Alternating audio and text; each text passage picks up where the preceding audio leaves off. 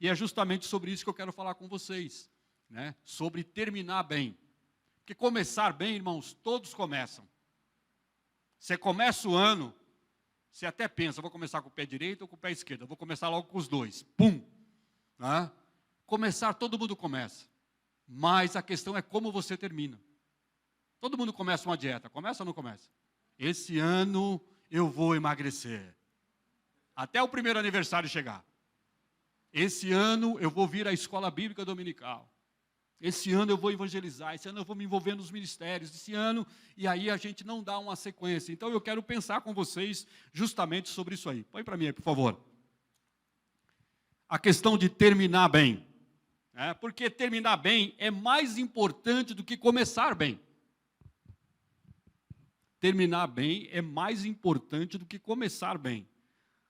Salomão, ele diz o seguinte, lá em Eclesiastes 7:8. Melhor é o fim das coisas do que o princípio delas. Melhor é o paciente de espírito que o altivo de espírito. E eu quero ler um texto com vocês, e me prender nesse texto, que está em 2 Timóteo, capítulo 4, do versículo 1 ao versículo de número 8. Paulo está terminando a sua carreira. Ele está terminando a sua jornada.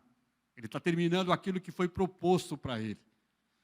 E eu quero desafiar você, que começou janeiro de 23, hoje é o último culto de vocês aqui. Nós, na nossa igreja, nós temos o culto hoje à noite e vamos ter o culto da virada no dia 31. Mas também é o nosso último culto hoje à noite. E eu quero pensar com vocês sobre essa questão de terminar bem é mais importante do que começar bem. O terminar faz muito mais sentido do que começar. Como eu disse, começar, todo mundo começa. Começa uma dieta, começa um projeto, começa uma faculdade, começa um curso de inglês, começa a fazer natação, começa a fazer academia, todo mundo começa. Ora, como que você termina? E na vida cristã não é diferente, irmãos. Quantos que começaram em janeiro? E quando você olha para trás, alguns ficaram à beira do caminho, outros partiram para o Senhor. E diz assim o texto: conjuro-te perante de Deus e Cristo Jesus, que há de julgar os vivos e mortos pela sua manifestação e pelo seu reino. Prega a palavra, insta, quer seja oportuno, quer não, corrige, repreende, exorta com toda a longanimidade e doutrina. Pois haverá tempo em que não suportarão a sã doutrina, pelo contrário, cercar-se-ão de mestres, segundo as suas próprias cobiças, como que sentindo coceira nos ouvidos. E se recusarão a dar ouvidos à verdade, entregando-se às fábulas. Tu, porém, se sobra em todas as coisas, suporta as aflições, faze o trabalho de um evangelista, cumpre cabalmente o teu ministério. Quanto a mim, estou sendo já oferecido por libação, e o tempo da minha partida é chegado. Combati o bom combate, completei a carreira e guardei a fé.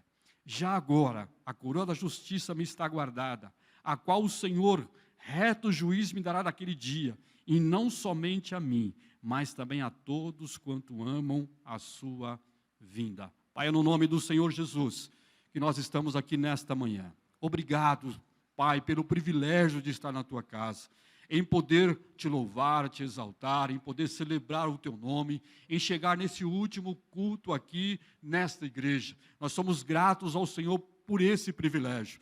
Que nesta manhã nós possamos sair do conforto da mesmice e sermos conduzidos ao confronto das mudanças. Que a tua palavra nos confronte nessa manhã, que a gente possa rever os nossos conceitos, os nossos valores, saber andar em disciplina conforme a tua palavra e terminar aquilo que o Senhor colocou nas nossas mãos, no nome do Senhor Jesus. Amém e amém.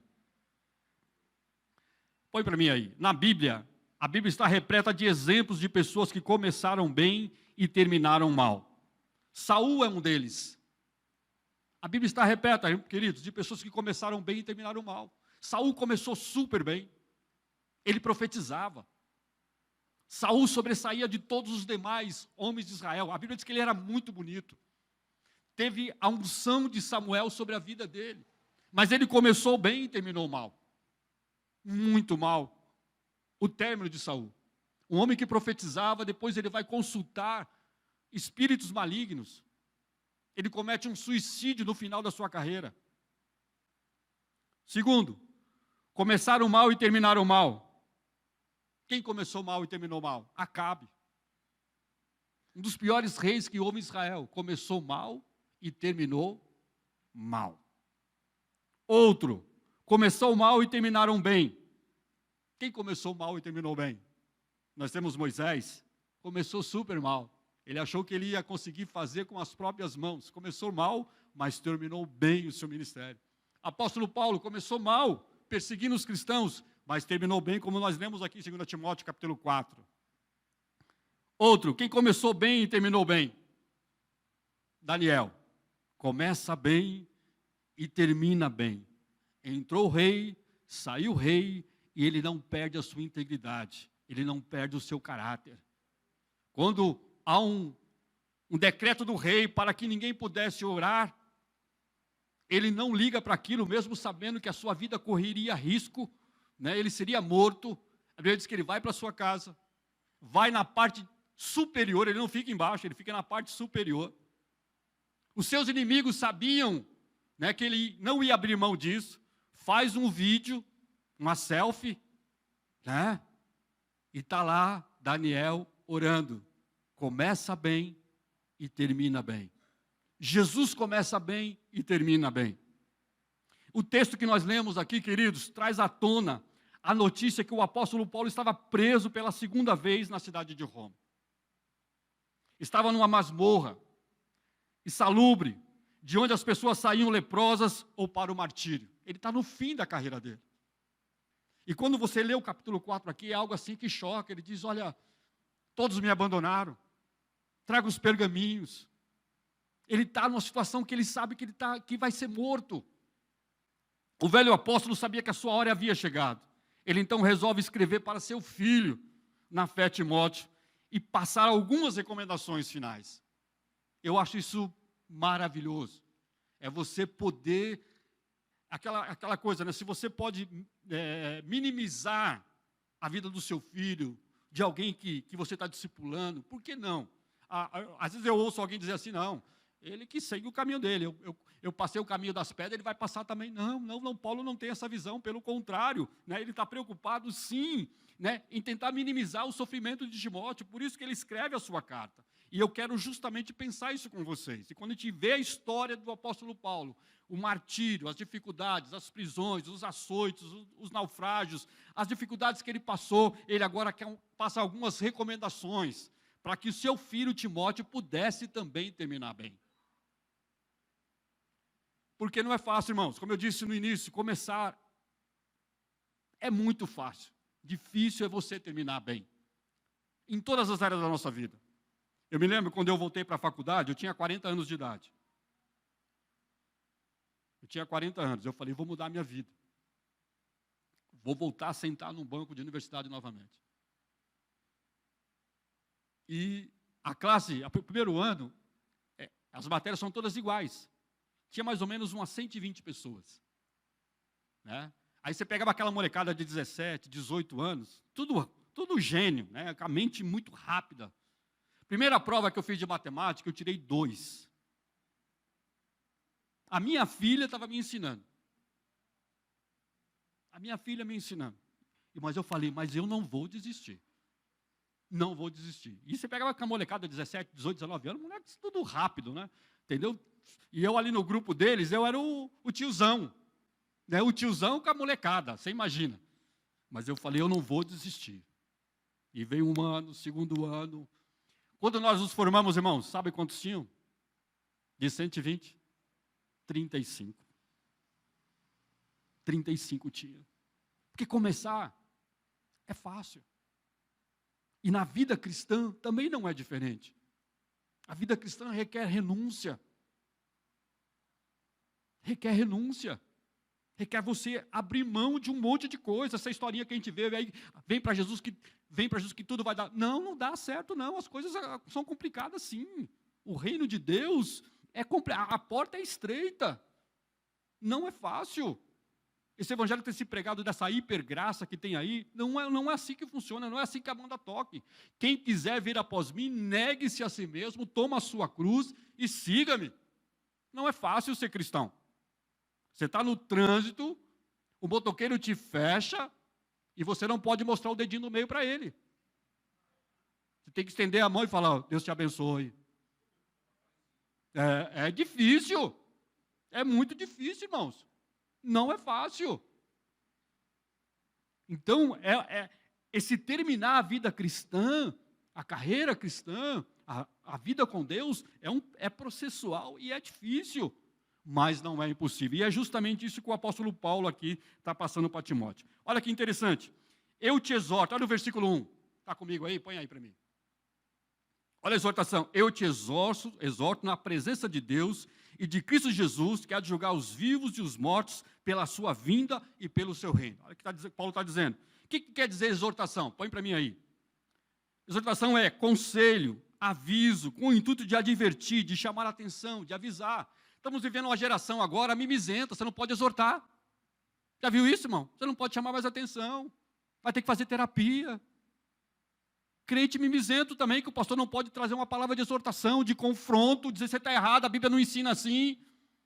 E aqui a palavra exortação é isso, é conselho, aviso, com o intuito de advertir, de chamar a atenção e de avisar. Esse dia eu falei na nossa igreja, hoje estamos vivendo a era do coach, não é? Não é coach, Sérgio? Hoje é a era do coach. A Bíblia já fala sobre isso há muito tempo, irmão. Jétro foi coach de Moisés. Moisés foi ensinado em toda a ciência do Egito.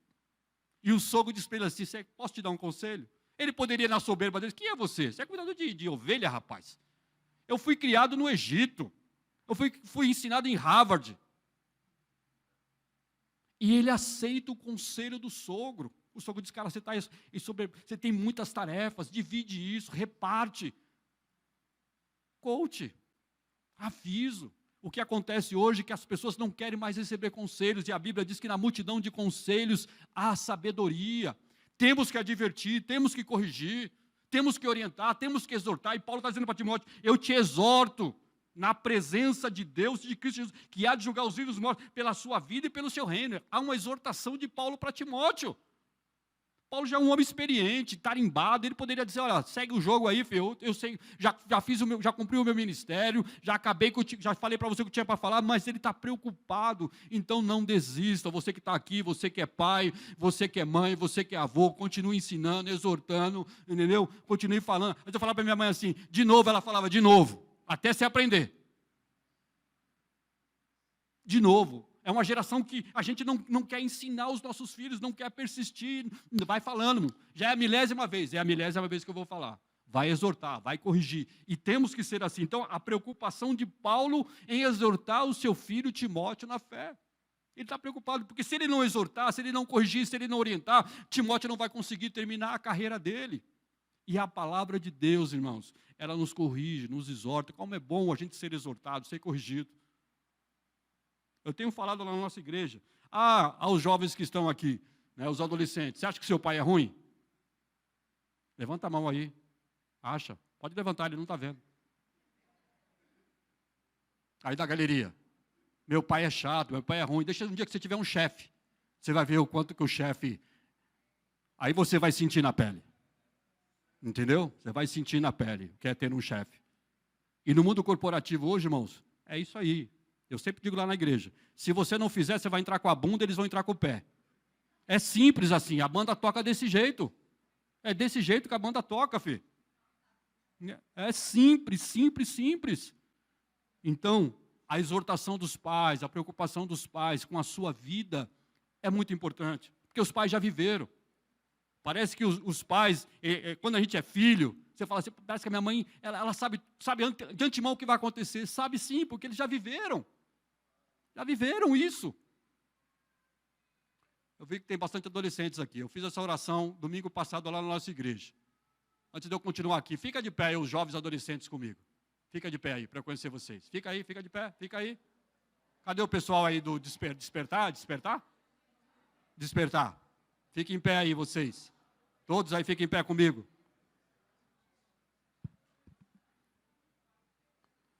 Eu vou fazer uma oração profética com vocês agora. Tá bom?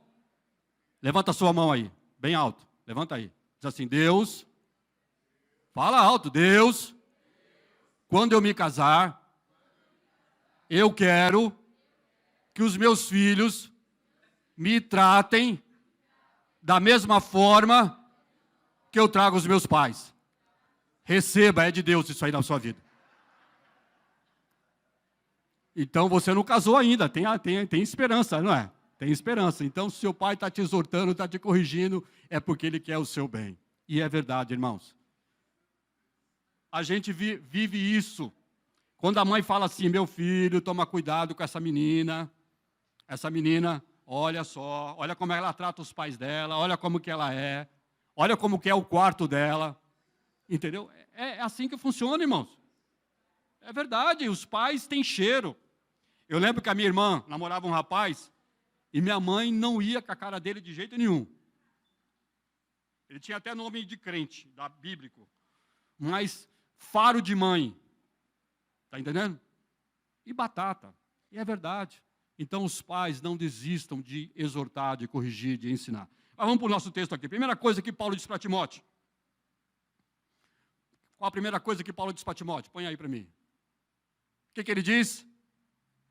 Está comigo aqui? Apareceu? 1, 2, o que ele fala?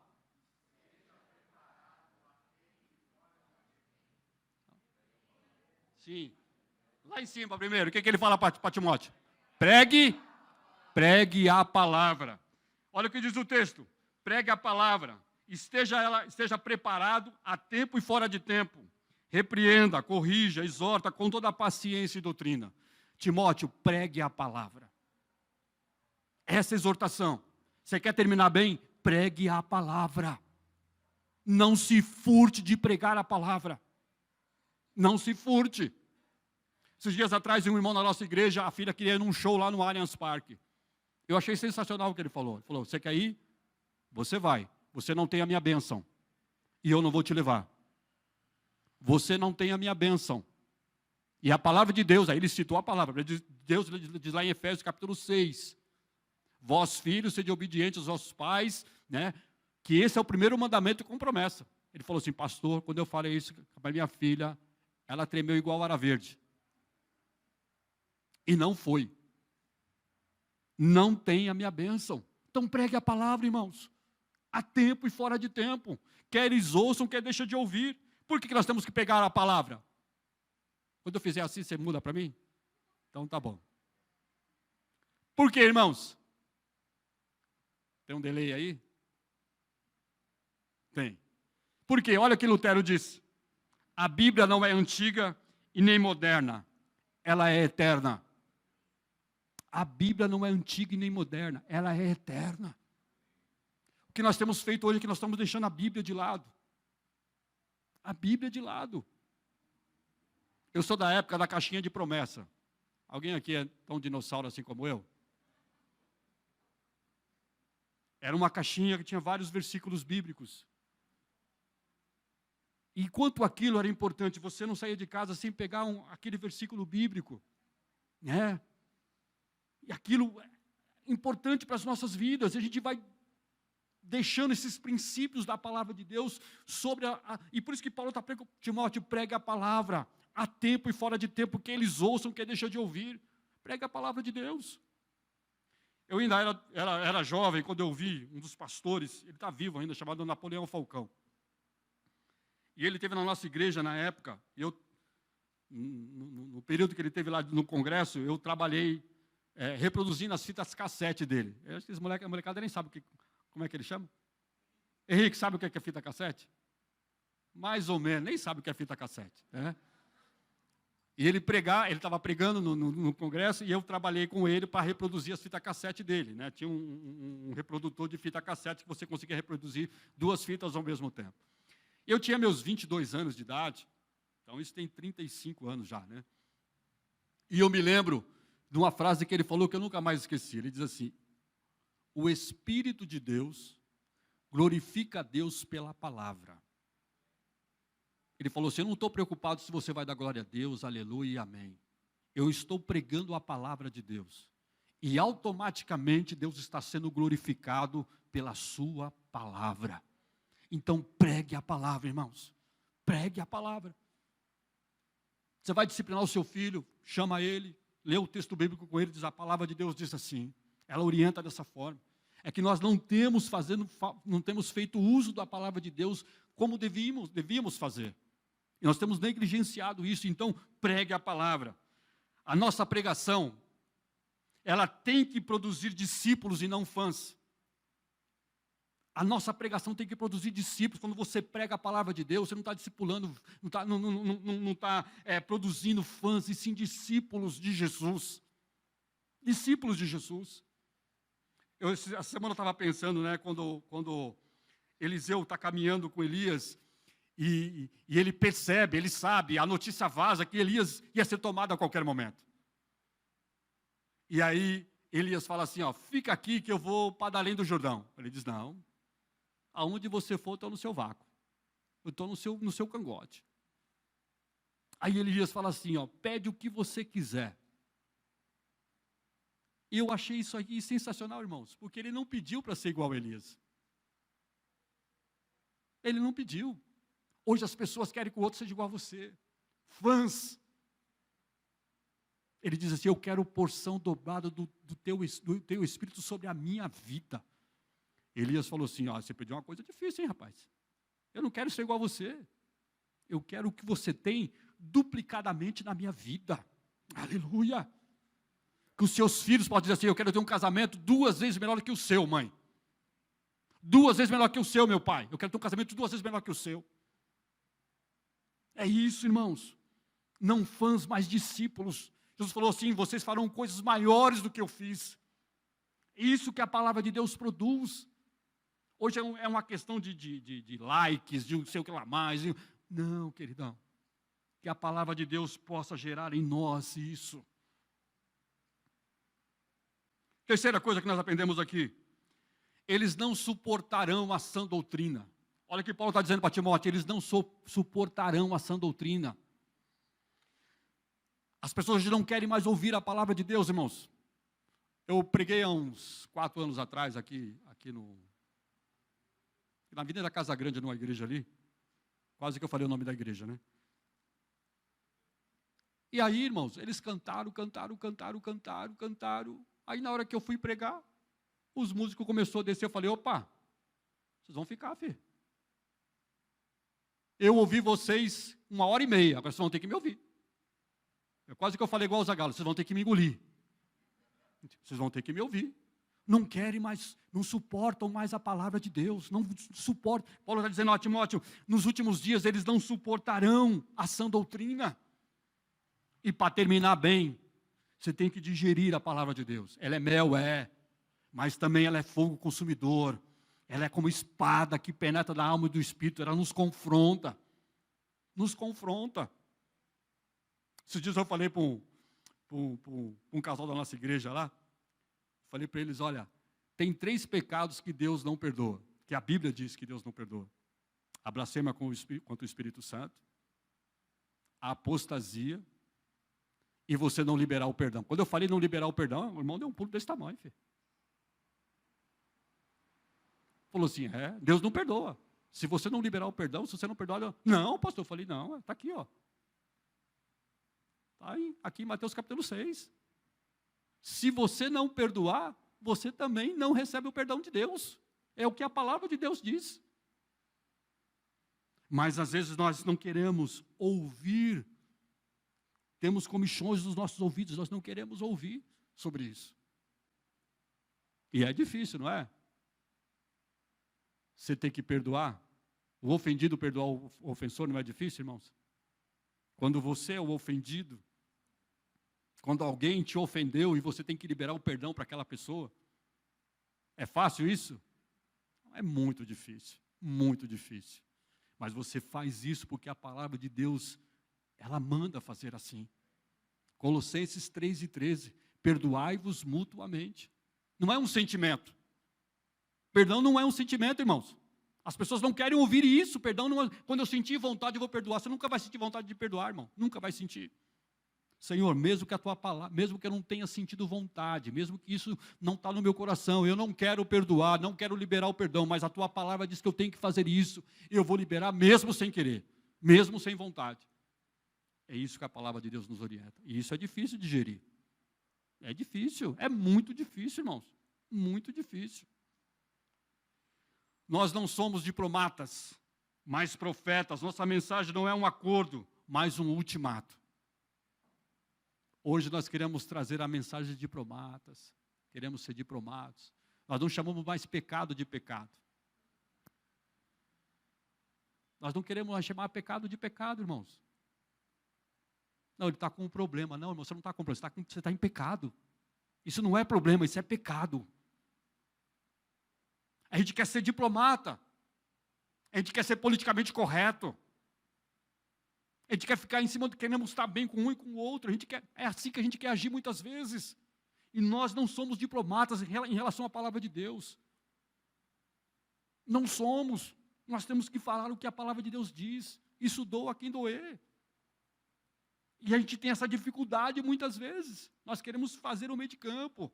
Né? Não queremos chamar o pecado pelo seu nome. O irmão está com um problema. Ele está viciado em pornografia na mão. Você está viciado em adultério. É simples assim. Adultério virtual. É simples. Isso é adultério. Isso chama pecado. Não é problema. Isso é um pecado, irmãos. E tem que ser confessado. Ah, mas se fizer isso aí vai agredir ele. É melhor você agredir ele ser confrontado e ir para o céu do que ir para o inferno. Então não suportarão a sã doutrina. Deixa eu correr aqui com vocês. Mas desejando muito ouvir coisas agradáveis. As pessoas querem ouvir coisas agradáveis hoje. Põe para mim aí. Como é que ela chama? Elisângela, vamos lá, comigo. Mas as pessoas querem ouvir coisas agradáveis. Estamos vendo hoje o evangelho do entretenimento. O que é isso, pastor João Batista? O que é esse evangelho do entretenimento? Hoje as pessoas querem isso. Querem que o pastor faz chover, né, que dá show, e dá cambalhota, e aquele negócio todo. Não queremos mais. Não, se for para ir lá. Outro dia o irmão falou para mim na nossa igreja assim, eu não gostei do louvor. Eu falei, amém, irmão. Não é para você gostar. Quem tem que gostar aqui é Deus, não é você. É simples assim. Eu não gostei do louvor hoje. É assim. As pessoas querem entretenimento. Querem entretenimento. Esse evangelho, então, mas desejando muito, muito mais ouvir coisas agradáveis. A gente quer ouvir coisas agradáveis. A gente o gostoso, quando você sai do culto, irmão, diz assim, eu tenho que mudar. Alguma coisa eu preciso mudar. Que você sai confrontado com mudanças. No século passado, havia um evangelista chamado Carlos Finney. Foi ele que idealizou como é que fala? Fugiu o nome. Chamar a pessoa à frente. O apelo. Ele que idealizou. Esse negócio de você falar para a pessoa, vem à frente. Né? Nós queremos orar pela sua vida. Queremos que você faça aqui uma confissão pública. Que você está confessando Jesus como o Senhor e Salvador da sua vida. Charles Finney foi o que idealizou isso. E um dia na sua igreja ele pregou e não fez isso no final do culto. Aí ele está andando no meio da rua, a pessoa falou, pastor Finney, estive no culto ontem, o senhor não fez o apelo, eu queria aceitar Jesus. Ele falou, não tem problema, eu faço o apelo agora. A pessoa falou, não, agora eu não quero. Ele falou, opa, então você não entendeu a mensagem do evangelho. Ela não pode ser diluída em menos de 24 horas. Está entendendo, queridos? Então a gente quer o entretenimento, a gente não quer mudanças. Olha o que diz o versículo 3, a parte C do versículo. Ajuntarão para si mestres segundo os seus próprios desejos. Eu falei outro dia na nossa igreja, eu sempre cito a nossa igreja para que você possa, que eu falo isso na minha igreja, tá? Na minha igreja. É legal você ouvir o fulano de tal, Cláudio Duarte, David Leonardo, ouvir esses caras, esses youtubers. Mas quando você estiver doente, com alguém no hospital, quando você tiver um ente querido seu que está no caixão, sabe quem é que vai lá? Sabe quem vai chorar com você nos corredores? Quem vai dar o ombro para você? São os pastores dessa igreja. É com ele que você vai falar de madrugada, vai passar um WhatsApp. E às vezes, irmãos, nós ajuntamos mestres lá fora, que esquecemos de honrar os que estão caminhando com a gente. E é aqui que diz o texto, chegará um dia que no lugar de pastores alimentando ovelhas, haverá palhaços entretendo lobos, bodes. Você está entendendo? Então, ajuntarão para si mestres segundo os seus próprios desejos. Então, às vezes, nós valorizamos mais os que estão lá fora dos que estão aqui dentro da casa do Senhor. Ah, não, eu não vou para o culto hoje, não, vou ouvir o falando de tal. Não, queridão, de jeito nenhum. Por isso essa onda de desigrejados. Pastor Jeremias Pereira, que era da Igreja Presbiteriana de BH, ele falou uma coisa que é verdade. Ah, pastor, eu estou afastado da igreja, mas não estou afastado de Deus. Mentira. Mentira, irmãos. Mentira. Há uma conexão. A igreja é o corpo de Cristo, nós somos os membros. É um ajudando o outro, é ferro afiando ferro. Isso é lorota. Isso aqui é mestres, né, a fábulas. Não, você não precisa, preciso sim, eu preciso, como igreja, como corpo, um ajudando o outro. Eu tenho dito, é ferro afiando ferro. Há essa necessidade. Sexta coisa aqui, e não só desviarão os ouvidos da verdade, mas se voltarão para fábulas. É o evangelho da autoajuda. As pessoas hoje querem isso, né? Não só desviarão os ouvidos da verdade, mas voltarão para as fábulas. Nós não queremos mais, né, esse evangelho, queremos esse evangelho da autoajuda, e não ajuda do alto. Há uma diferença entre autoajuda e ajuda do alto. Nós precisamos depender do Senhor, a ajuda vem dEle, a orientação vem dEle, a capacitação vem dEle, a direção vem dEle, dEle é o sim e o amém. Mas esse evangelho das fábulas aqui, é isso aí, irmãos, você não precisa de nada disso. A sétima coisa que Paulo diz para Timóteo, tu, porém, ser equilibrado em tudo, sofre as aflições, faz a obra de um evangelista e cumpre o teu ministério. Sétima recomendação que Paulo diz para Timóteo no versículo 5. Tu, porém, ser equilibrado. Olha que coisa interessante, irmãos. Equilíbrio. Domínio próprio. O cristão não pode perder a cabeça. Não pode ser barraqueiro. Não pode. Seja equilibrado. Domínio próprio. Tem 5 anos que a minha mãe partiu para o Senhor. E ela falava assim, meu filho, você amarra a mão, você amarra os pés, você consegue colocar uma mordaça na boca, mas você não consegue dobrar a língua. Ela disse assim, a língua não tem osso, não quebra. Equilíbrio, domínio próprio. E isso só é possível pelo Espírito Santo. Só pelo Espírito Santo, irmãos. É uma das características do fruto do Espírito. Paulo está dizendo para Timóteo, Timóteo, seja equilibrado. Em tudo, ter esse equilíbrio. Essa inteligência emocional. Sofre as aflições. Faz a obra do evangelista. E cumpre o seu ministério. E não é fácil. Mas é possível para poder terminar bem o seu chamado, a sua carreira e a sua vida com Deus. Deixa eu correr aqui com vocês para poder estar terminando. E agora Paulo vai para a segunda parte, que eu quero pensar com vocês aqui, avaliando. Ele avalia o seu passado. Ele está olhando no retrovisor. Ele diz assim, eu combati o bom combate. Ele está velho. Ele olha para trás e diz, olha, tudo isso que eu estou te passando, Timóteo, eu estou olhando no retrovisor aqui, olhando para o meu passado, diz, eu combati o bom combate. Paulo escreve para Timóteo e dá o seu testemunho, dizendo que a sua vida não foi de amenidades, não foi de facilidades, não foi de regalias, mas foi uma vida de luta, de combate, de guerra contra o mundo, guerra contra o pecado, guerra contra a carne. A vida cristã é uma batalha, irmãos. É uma batalha. É renúncia. Renúncia. Não é fácil, mas é possível sim. É isso que Paulo está dizendo. Combati o bom combate. Ele está olhando para o passado dele. Depois ele olha, avaliando o passado. Ele diz, eu completei a carreira. Olha que coisa interessante. Ele avalia, ele diz, eu completei a carreira. Paulo não deixou a obra no meio do caminho, nem retrocedeu diante das dificuldades, não perdeu o alvo, não perdeu o foco. Em 2014, eu faço corrida de rua. Eu trabalhava numa empresa ali na Dutra, e eu quase não treinei para fazer a São Silvestre.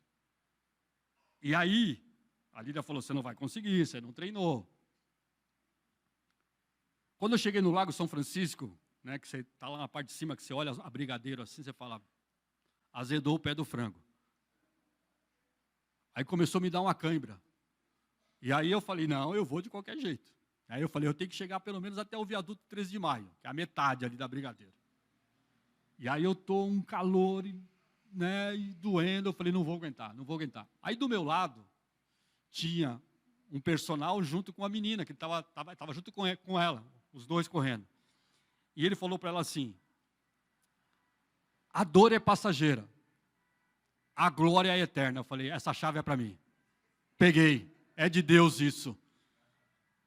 A dor é passageira, a glória é eterna. Eu falei, é de Deus, essa palavra é... Aí, meu irmão, é que ele entrou em mim assim, me deu um gás, eu falei, nem se eu for subir de 4 agora, mas eu vou subir essa Brigadeiro de qualquer jeito. Completar a corrida, irmãos. Completar a corrida. Não para, não desista. Aquilo que foi confiado em você, no reino de Deus, na obra do Senhor, não desista. Eu tenho dito e repetido isso na nossa igreja. Trabalhar no reino de Deus, o salário é desse tamanho assim, ó. Mas a aposentadoria é desse tamanho. Ele é fiel e justo. Ele é galardoador. Meu querido, vale a pena trabalhar para o Senhor. Vale a pena. Vale a pena trabalhar no reino dEle. Vale a pena. Havia um casal que ficou 25 anos servindo ao Senhor na China. E a sua igreja, após 25 anos, você é obrigado a retornar para a igreja local. E aí eles foram convocados a retornar. Mas eles não queriam voltar. Mas a igreja, vocês têm que voltar. Terminou o tempo de vocês aí. E eles vieram de navio, que era mais barato. Só que vieram de segunda classe, que era mais barato ainda. E eles estão voltando. Quando o navio está próximo de atracar, eles olham pela janela, tinha uma banda, um monte de gente com bandeirinha. E eles falaram, nossa, a igreja veio nos receber. Eles estão super empolgados. Aí sai a primeira classe. Quando saiu a segunda classe, a banda não estava lá. As bandeirinhas estavam todas no chão, porque a festa não era para eles. Era para os bambambãs que estavam na primeira classe. E eles vão para a casa deles. E durante o percurso, o marido foi reclamando. E dizendo para ela, é isso que a gente recebe quando a gente volta para casa, depois de tantos anos trabalhando no campo missionário? E ele foi falando, durante o caminho. Chegou em casa, a mulher foi guardar as coisas, foi para a pia, lavar as vasilhas, né, para fazer um café para eles, e ele continuava reclamando. E aí ele falou para ela assim, eu vou dar uma esparecida aí, você pergunta para o seu Deus, o que a gente ganha quando a gente volta para casa depois de tantos anos trabalhando na obra dele. E ele saiu, bateu a porta e saiu, e ela continuou na pia lavando a louça. Passado alguns minutos ele voltou, e num tom de zombaria, de deboche, ele falou para ela assim, e aí? Perguntou para o seu Deus? Ela, sem olhar para trás, falou, perguntei. E o que ele falou? Nós ainda não chegamos em casa. Quando nós chegarmos em casa, aí nós seremos recompensados por ele. Então vale a pena, meu querido. Vale a pena trabalhar no reino de Deus. Você ainda não chegou em casa. você ainda não completou a carreira, você ainda não terminou a sua corrida, vale a pena seguir adiante na obra do Senhor. Eu vou correr aqui com vocês, meu tempo já foi.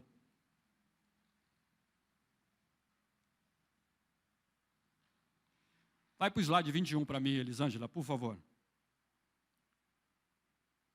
Avaliando o futuro. Paulo avaliou o passado, nós pulamos aqui, ele avaliou o presente, e agora ele já está avaliando o futuro dele. Ele diz, já agora, a coroa da justiça me está aguardada, a qual o Senhor, reto juiz, me dará naquele dia, e não somente a mim, mas também a todos quanto amam a sua vinda. É isso aqui. Ele está prestes a morrer, mas ele sabe que há uma coroa reservada para ele naquele dia, o qual o justo juiz nos dará. O que te empolga no reino de Deus? O que te motiva? O que te encoraja? O que te impulsiona no reino de Deus? É isso aqui. É que naquele dia, eu quero ouvir dele, servo bom e fiel, entra no gozo do teu Senhor. Sabe, queridos, nós tentamos enganar Deus. Eu sei que vocês não, os membros lá da nossa igreja lá, eles são assim, eles tentam enganar o Senhor. Não, pastor, Deus entende, eu trabalhei a semana toda, estou cansado. Deus não entende não, irmãos. De frente à nossa igreja tem um pessoal da TJ, de frente à nossa igreja. Eles se reúnem ali domingo de manhã. Eu vou correr domingo de manhã, eu passo em frente à igreja católica ali na Naval ali. A missa é 6 horas da manhã, irmãos. Eu estou quase indo lá pedir para o padre a água benta dele para jogar nos irmãos da nossa igreja para vir para a escola bíblica dominical. 6 horas da manhã. Deus entende, Deus não entende, irmão, Deus não entende. Porque naquele dia, Ele não vai perguntar o que você fez, Ele vai perguntar o que você poderia ter feito e não fez. Por isso que Salomão vai dizer assim, tudo que vier à tua mão para fazer, faça. Faça com excelência, faça com intensidade, termine bem. Paulo consegue avaliar o futuro. Ele diz, eu sei que aquele justo juiz me dará a recompensa naquele dia. É que nós temos uma visão imediatista, nós queremos o agora. Queremos o agora. Esquecemos o que está reservado para nós na eternidade. Por isso que Paulo vai dizer o seguinte, aquilo que o olho não viu, aquilo que o ouvido não ouviu, aquilo que não subiu ao coração do homem, é o que Deus tem reservado para o seu povo e para a sua igreja. E essa é a nossa esperança, irmãos. Essa é a nossa esperança. Nós não podemos perder a perspectiva do reino. Não podemos perder a perspectiva do reino. Nós temos que ser motivados no reino de Deus. Termine bem aquilo que o Senhor confiou nas suas mãos. Ah, pastor, eu não tenho os mesmos dons e talentos que o outro tem, não tem problema. Mas aquilo que Deus confiou na sua mão, que você possa fazer isso com excelência, com intensidade, para que o reino de Deus, você possa terminar bem a sua carreira. Eu quero concluir com você. E você que começou bem, você que nasceu de novo, que foi transformado pelo Evangelho, você que foi chamado com santa vocação, você que é ovelha de Cristo, membro da família de Deus, como é que você está caminhando? Muitos, como diz o apóstolo Paulo, corriam bem, mas retrocederam, esfriaram na fé, estão desanimados, com joelhos trôpegos, com as mãos caídas. Quantos, irmãos, estão assim? Quantos, nessa pandemia, quantas pessoas desistiram? Quantos que tinham chamado, o olho brilhava pelas coisas do Senhor, pararam no meio do caminho, foram desmotivados, foram alvejados, né? Não tem mais ânimos, não tem mais força, perderam a paixão, o elan pelas coisas do Senhor. Eu me lembro de um amigo meu de infância, na nossa juventude, ele dizia assim, ou Deus me usa, ou Deus me mata. Ou Deus me usa, ou Deus me mata. Mas eu não quero ficar nessa letargia. Sabe qual tem sido a grande estratégia satânica para esse tempo, irmãos? Chama-se indolência, a apatia, a indiferença, mortos-vivos, perderam a paixão, perderam o brilho no olho. Não tem mais perspectiva do reino. Põe para mim, Elisângela, por favor. Penúltimo slide. Pastor Manuel já olhou ali com fome para o meu lado. Nesta manhã, está aqui aquele que não apaga o pavio que fumega e nem esmaga a cana que está quebrada. Talvez você chegou de janeiro para cá, você veio a frangalhos. Você chegou aqui só pela graça do Senhor. Falou assim, eu vou lá nesse último culto, é o último culto do ano mesmo, nem sei se eu vou estar o ano que vem. Mas o que me fascina em Jesus é que Ele não apaga o pavio que fumega e nem esmaga a cana que está quebrada. Eu me lembro na casa da minha avó, tinha a lamparina. E tinha um cordão na querosene. E às vezes ficava só uma fagulhinha. Ela via e fazia assim. Ó. Aí, aquela fagulha voltava a dar luz. E Jesus está dizendo assim, olha, eu não apago o pavio que fumega. E nem esmago a cana que já está quebrada. Então, talvez você veio para o culto hoje só pela misericórdia. Você falou, é o último culto do ano mesmo, eu vou lá e 2024, Deus é que sabe. Não. Hoje Ele quer soprar sobre a sua vida. Hoje Ele quer soprar sobre a sua vida. Te dar ânimo. Tirar você da letargia, da apatia, da indiferença. E você dizer assim, Senhor, eu estou aqui. Eu estou aqui. Eu estou disposto a terminar bem. E é justamente isso o nosso último slide aí. Ele é o Senhor Jesus que vai te ajudar a terminar bem. Ele vai te ajudar bem. Terminar bem. Posso colocar a igreja de pé, pastor? Orar por eles? Fique em pé comigo.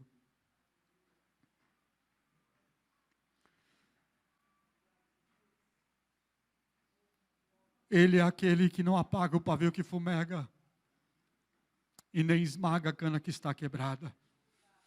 Não importa como você começou. Não importa como você chegou aqui nesse último culto de 2023. Importa como que você vai sair daqui. É isso que importa. É isso que Deus quer proporcionar na sua vida nesta manhã. Pai, no nome do Senhor Jesus. Obrigado, Senhor, por esse último culto de 2023 aqui na Igreja Batista do Serraria. Eu sei que há pessoas aqui que precisam de um renovo. Precisa, Senhor, sentir novamente a paixão pelo Teu reino. Aquilo que foi tirado, Senhor, não há mais lágrimas nos seus olhos, não há mais aquela paixão, aquele desejo de te servir com intensidade. Mas nessa noite Tu és aquele que levanta o caído, que fortalece o fraco, que anima o desanimado. Tu és aquele, Senhor, que tem o poder de novamente soprar o Teu Espírito Santo e produzir luz no luzeiro novamente. Por isso, nessa noite, nesta manhã, Senhor, na autoridade que há no Teu Espírito Santo, nessa manhã aqui em Serraria, ó Espírito de Deus, que toda indolência, toda apatia, toda indiferença saia no nome do Senhor Jesus. Os joelhos que estão machucados, feridos, as mãos que estão cansadas nessa manhã, renova as forças dos Teus filhos, Pai, no nome de Jesus, no nome do Senhor Jesus. Dê perspectiva de reino, Senhor. A Tua vinda está próxima. Vale a pena sim trabalhar no Teu reino, Senhor. Vale a pena sim trabalhar na Tua obra. Vale a pena sim dizer, eis-me aqui, Senhor. Cumpre em mim o Teu querer e o Teu realizar. Que nesta manhã o Teu Espírito Santo venha sobre as nossas vidas e que possamos ter a consciência que vamos terminar bem sim, e ouvir naquele dia, servo bom e fiel, entra no gozo do Teu Senhor. Está comigo a coroa da vida, está comigo a coroa da justiça, está comigo o galardão que eu reservei para você. Então que nesta manhã o Teu ânimo, que nesta manhã as Tuas forças espirituais sejam renovadas, e você possa dizer, eis-me aqui, Senhor, conta comigo no Teu reino, conta comigo na Tua obra, para que eu possa terminar bem a carreira que me foi proposta, no nome do Senhor Jesus. Amém e amém.